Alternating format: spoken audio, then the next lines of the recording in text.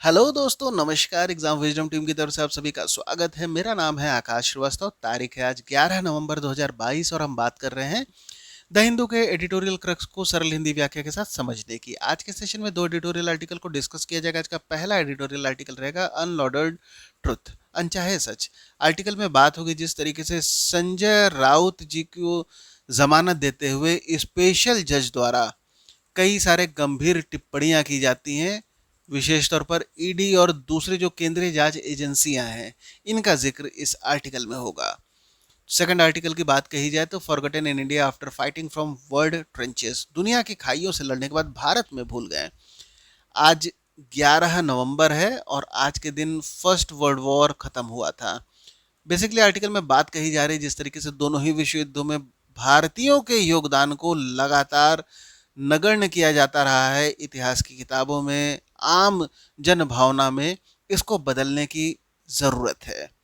बहुत कुछ जानने समझने को मिलेगा एग्जाम पॉइंट ऑफ व्यू से और general knowledge point of view से। अंत तक जरूर बने रहेगा। चैनल को अभी तक आपने सब्सक्राइब नहीं किया तो सब्सक्राइब जरूर कर ले ताकि क्वालिटी कंटेंट आप तक रेगुलरली आता रहे। इसका फ्री पीडीएफ जो कि बाइलिंगुअल भाषा में उपलब्ध है आपको हमारे टेलीग्राम ग्रुप में मिल जाएगा, लिंक डिस्क्रिप्शन में दिया हुआ है। जो भी हिंदी अनुवाद है उसके लिए गूगल ट्रांसलेशन का इस्तेमाल हुआ। ऐसे में शब्दार्थ और भावार्थ की भिन्नता को कमेंट बॉक्स में जरूर इंगित कीजिएगा।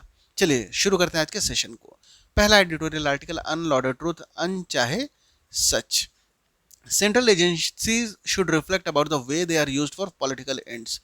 केंद्रीय जांच एजेंसियों को इस बारे में चिंतन करना चाहिए कि उनका इस्तेमाल राजनीतिक फायदे के लिए कैसे किया जाता है।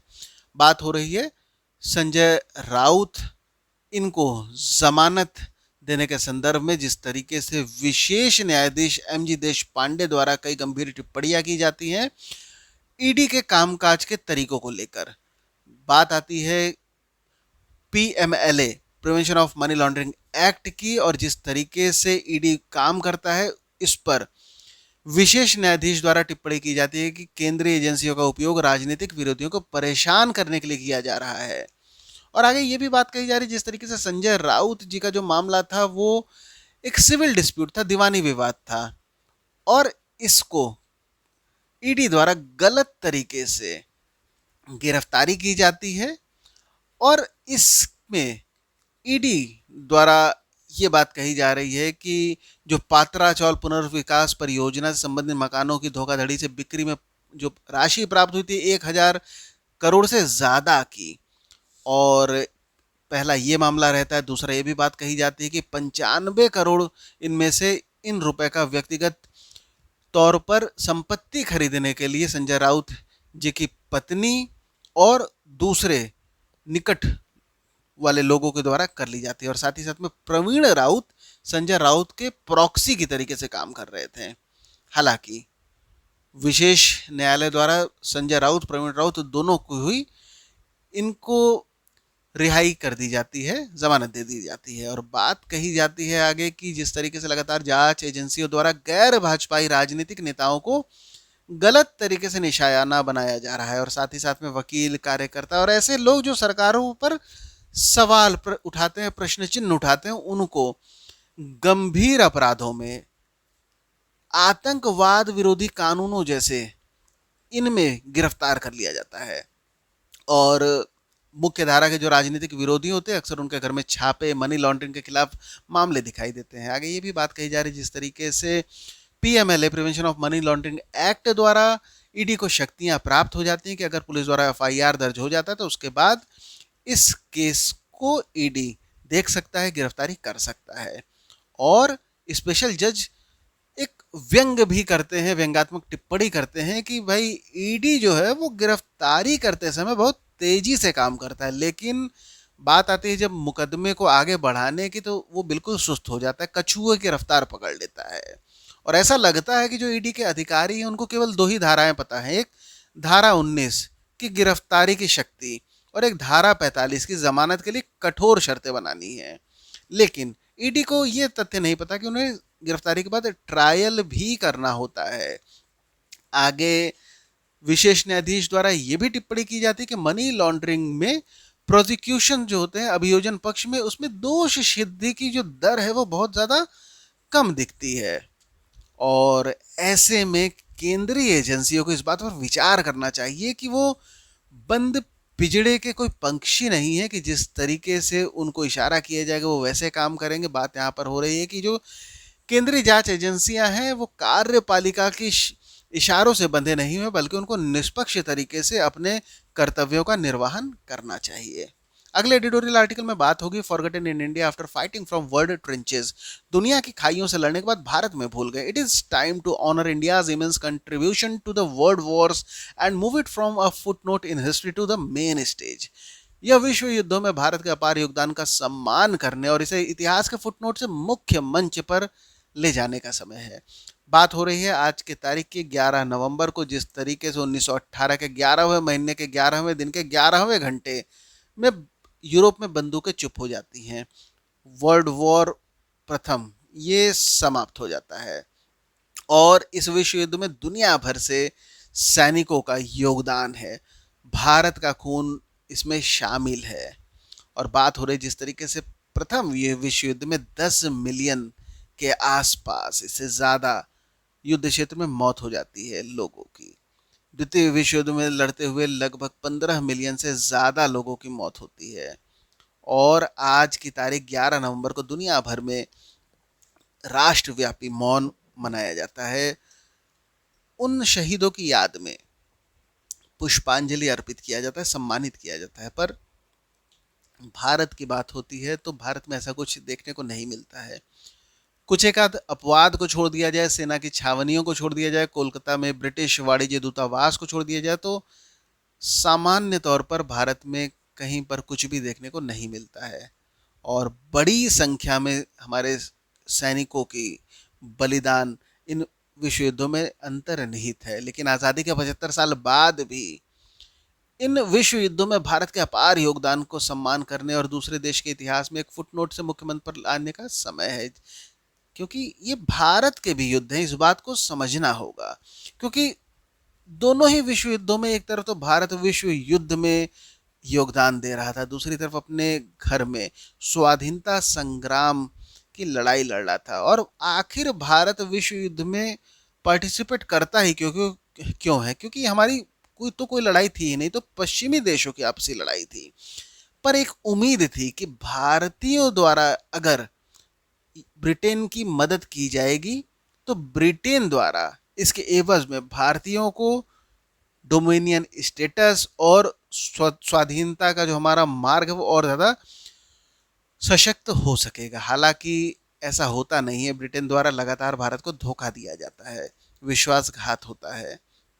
इवन वाइसरॉय लॉर्ड लिनलिथगो द्वारा 1939 में बिना हमारे लीडर्स से परामर्श किए हुए भारत की ओर से जर्मनी के खिलाफ युद्ध की घोषणा कर दी जाती है। आगे ये भी बात कही जा रही, जब नेताजी सुभाष चंद्र बोस की आजाद हिंद फौज एक्सिस पावर का पक्ष लेती है तो आखिर नेताजी ने क्या सोचा होगा? नेताजी ने यही सोचा होगा कि इस तरीके से भारत को आजादी मिल सकती है। इसका मतलब यह नहीं है कि जो युद्ध के प्रयास थे उसमें जो भी भारतीय योगदान रहा उसका कोई भी इंटेंशन ऐसा था कि जो कॉलोनियल रूल है वो बढ़े या हम ब्रिटेन की रक्षा के बारे में सोच रहे थे, बल्कि भारत की रक्षा के लिए भारतीय धरती पर लड़ाई चल रही थी। और आगे ये भी बात कही जा रही है कि प्रचलित धारणा ये रहती है कि किसी और का युद्ध था, किसी और के लिए लड़े गए युद्धों पर ये धारणा बनी रही है। और भारतीय इतिहास की किताबों में ये इन युद्धों में भारतीयों का योगदान बहुत कम देखने को मिलता है। आगे ये बात कही जा रही है कि 1.5 मिलियन से ज़्यादा लोगों ने इस युद्धों में सहभागिता किया। महात्मा गांधी सहित राष्ट्रवादी नेताओं के समर्थन से ब्रिटेन द्वारा जर्मनी पर युद्ध की घोषणा के 4 दिन बाद भारतीय जुट गए। यूरोप, पश्चिम एशिया, उत्तर अफ्रीका, हर जगह पर वीरता और विशिष्टता के साथ लड़ाई लड़ी गई। 11 विक्टोरिया क्रॉस भारतीयों ने अर्जित किए। 74,000 से ज़्यादा ऐसे लोग थे जो कभी लौटकर घर नहीं आते हैं। द्वितीय विश्व की युद्ध की बात कही जाए तो 2.5 मिलियन 25 लाख। और सबसे बड़े अगर हम बात करें वॉलंटियर आर्मी, ये भारत ही के द्वारा रेस कही जाती है। और 87,000 से ज़्यादा हमारे सैनिक इनमें से मारे भी जाते हैं। दुनिया भर में के कब्रिस्तानों में दफनाया गया है। 31 विक्टोरिया क्रॉस, कुल जितने विक्टोरिया क्रॉस दिए गए थे उनका 15% भारत को दिया जाता है, अविभाजित भारत।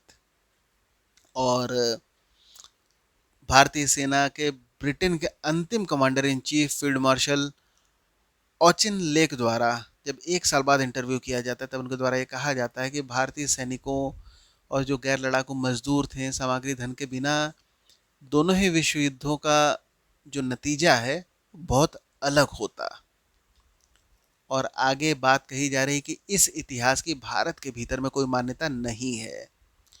ब्रिटेन में राष्ट्रमंडल के योगदान भारतीय उपमहाद्वीप सहित राष्ट्रमंडल जो मेमोरियल गेट है वहाँ बकिंघम पैलेस तक वो जो जाता है और इन गेट पर इन अभियानों को याद किया जाता है जहाँ पर राष्ट्रमंडल सैनिकों ने उत्कृष्ट सेवा की।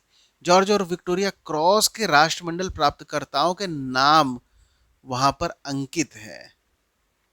और अब प्रथम विश्व युद्ध के दौरान ब्रिटेन ने भले ही 11 विक्टोरिया क्रॉस दिए हों, लेकिन ऐसा नहीं है कि ब्रिटेन कहीं से भी सहृदयता दिखा रहा था। और ये तुरंत दिखता है जैसे कि विश्व युद्ध समाप्त होता भारत में ब्रिटेन द्वारा मार्शल लॉ लगा दिया जाता है और जो हमारे नेशनलिस्ट थे उनकी उम्मीदों को धोखा मिलता है और तुरंत जलियांवाला बाग देखने को मिलता है। आगे बात कही जा रही है कि जो ब्रिटिश विश्वासघात ये किसी तरीके से जो हमारे तरफ से स्वतंत्रता संग्राम के लिए जो भी वीर लड़े थे उनके बलिदानों को कम नहीं करता। ऐसे लोग जो विश्व युद्ध में भाग लेते हैं बाहर जाते हैं तो वो देखते हैं कि ब्रिटिश जो सोल्जर हैं उनके साथ कंधे से कंधा मिलाकर वो लड़ाई लड़ते हैं और उनको इस बात का ज्ञान हो जाता है कि जो औपनिवेशिक उनके स्वामी हैं और वो उनमें कोई भी अंतर नहीं है। और ऐसे में जो एक वैचारिक स्वाधीनता उनको मिलती है और जब हम इस युद्धों में इनके योगदान को नकारते हैं तो निश्चित तौर पर हम उन लोगों को औपनिवेशिक अधीनता में वापस ढकेल देते हैं। और ये विदेशी भूमि की रक्षा के लिए केवल यूरोपीय युद्ध नहीं थे। द्वितीय विश्व युद्ध में म्यांमार बर्मा तक जापानी सेना पहुंच चुकी थी। गंभीर लड़ाई लड़ी जाती है, इम्फाल कोहिमा की लड़ाई में उन्हें खदेड़ दिया जाता है और निश्चित तौर पर यह क्रूर लड़ाइयाँ थी।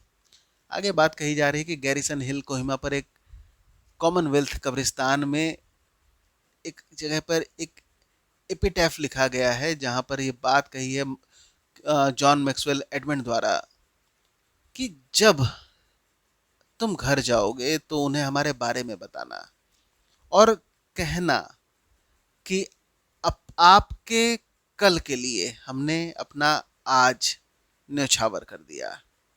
और निश्चित तौर पर हमारा आज फांसीवाद से लड़ते हुए मारे गए लोगों सहित कई लोगों के बलिदान पर बनाया गया है। हमारा जो आज है इसकी नींव इन विश्व युद्धों में जो सैनिकों ने बलिदान दिया था उनके बलिदानों पर ही आधारित है। तो निश्चित तौर पर आज के दिन उन्हें याद करें और उनका सम्मान करें। आज के हिंदू के एडिटोरियल आर्टिकल में इतना ही। अंत तक बने रहने के लिए धन्यवाद।